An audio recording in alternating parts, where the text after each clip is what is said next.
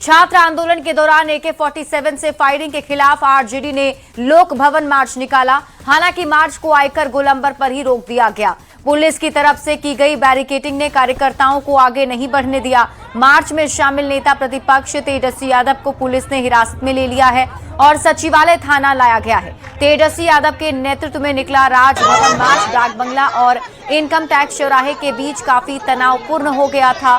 Police ने प्रदर्शनकारियों को आगे बढ़ने से रोकने के लिए बैरिकेडिंग की थी, लेकिन तेजस्वी यादव समर्थकों के साथ बैरिकेडिंग पार कर आगे बढ़ गए।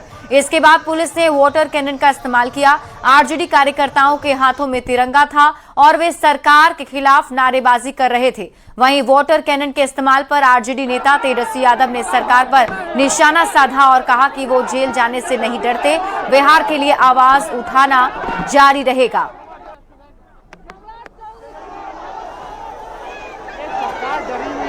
तस्वीरें आपको टीवी स्क्रीन पर दिखा रहे हैं। दो तस्वीर आप देख सकते हैं, जिसमें आप देख रहे हैं पहली तस्वीर जब तेजस्वी यादव को हिरासत में लिया गया और ये दूसरी तस्वीर आप देखें जब वाटर कैनन का इस्तेमाल किया गया आरजेडी के लोक भवन मार्च के दरमियान। बताया जा रहा है कि बैरिकेड्स को तोड़कर ये सभी कार्यकर्ता आगे बढ़ने की कोशिश कर रहे थे, जिसके बाद बैरिकेड्स को बचाने के लिए और कार्यकर्ताओं को रोकने के लिए वाटर कैनन का इस्तेमाल पुलिस की तरफ से किया गया।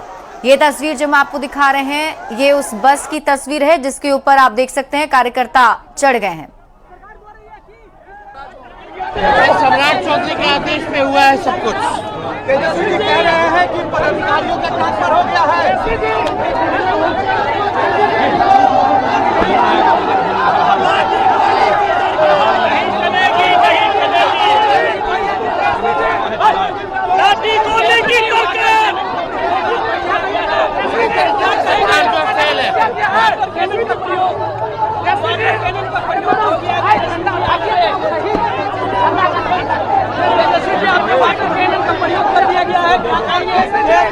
इससे कोई फर्क पड़ने वाला नहीं है। जनता जाग चुकी है, सड़कों पर है। सरकार को जो है जितना ही पड़ेगा, ऐसे काम चलने वाला नहीं है। तो हिरासत में लिए जाने पर आरजेडी नेता तेजस्वी यादव ने कहा, शांतिपूर्ण तरीके से मार्च कर रहे थे, हम जेल जाने से नहीं डरते हैं, हम बिहार की आवाज उठाते रहेंगे।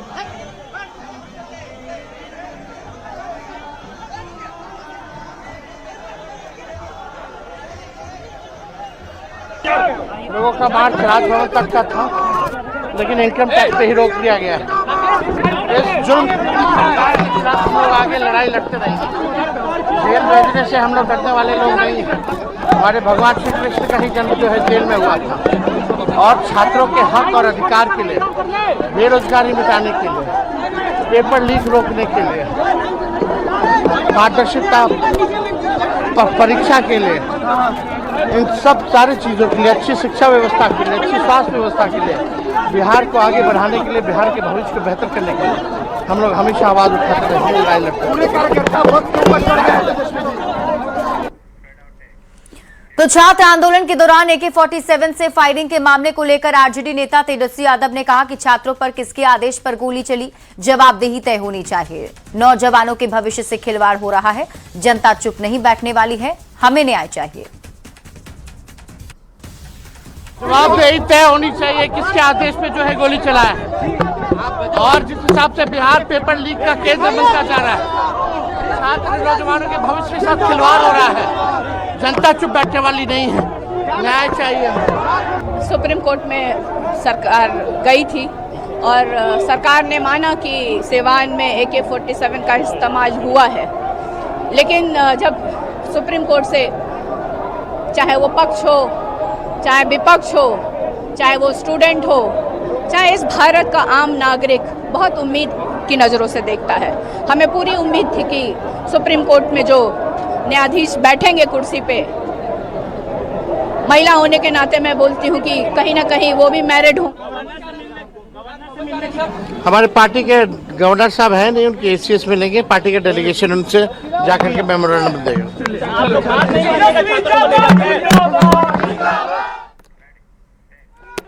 तो छात्र आंदोलन के दौरान सिवान में AK-47 से गोली चलाने के मामले को लेकर आज आरजेडी ने पटना में लोक भवन मार्च निकाला। आरजेडी के प्रदर्शन के दौरान आरजेडी सांसद संजय यादव ने भी बिहार सरकार के कार्यशैली पर कई सवाल उठाए। वहीं आरजेडी के प्रदेश उपाध्यक्ष तनवीर हसन और उदय नारायण चौधरी ने बिहार सरकार पर हिटलर जैसा व्यवहार करने का आरोप लगाया। न्यूज 18 संवाददाता अमित कुमार ने आरजेडी के लोक भवन मार्च के दौरान नेताओं से बातचीत की है।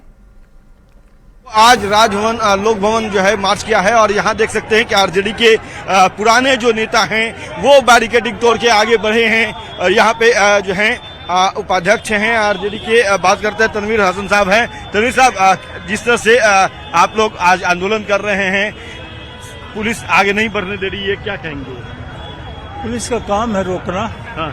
आंदोलनकारी तो आंदोलन कर ही रहे हैं। जुलूस निकल के गांधी मैदान से आके यहाँ तक पहुँच ही गया है। तो हमारा आंदोलन जारी है, प्रशासन के रोकने से रुकने वाला नहीं है। छात्रों के हकूक के लिए लड़ाई लड़ रहे हैं उदय जी। छात्रों की लड़ाई ही लड़ रहे हैं और उसके मांग की पूरा करेंगे। अब पहली बात है कि AK-47 चलाने का आदेश किसने दिया? लाठी गोली, बच्चों पर लाठी गोली, उसके ऊपर कार्रवाई की जाए। बिल्कुल, देखिए यहाँ पे आरजेडी के और भी नेता हैं, क्या कहेंगे? नहीं, हमारा कहना है कि जो अधिकारी और पदाधिकारी या सरकार के कोई मुख्यमंत्री मंत्री किसने आदेश दिया, अगर अधिकारी आदेश दिए हैं तो उनको सस्पेंड करिए, बर्खास्त करिए उनको। और सरकार में जो भी लोग बैठे लोग अगर आदेश किए हैं तो वो मंत्रिमंडल से इस्तीफा दे। हम लोग देखिए इस्तीफा की मांग कर रहे हैं कि इन्होंने आदेश दिया था AK-47 से हवाई फायरिंग ही सही, लेकिन आखिर पुलिसकर्मी ने जो हवाई फायरिंग किया वो किसके आदेश पे हुआ है?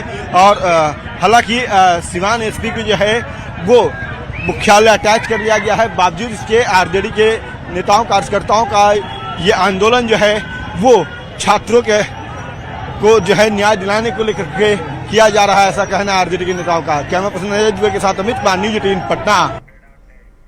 तो आरजेडी के लोक भवन मार्च पर जेडीयू सांसद देवेश चंद्र ठाकुर ने तेजस्वी यादव पर निशाना साधा और कहा, छात्रों के हित की बात करना, शिक्षा पर बात करना तेजस्वी जी को शोभा नहीं देता। गोली चलने से कोई हताहत नहीं हुआ, लेकिन जिसने गलती की उसे सस्पेंड कर दिया गया।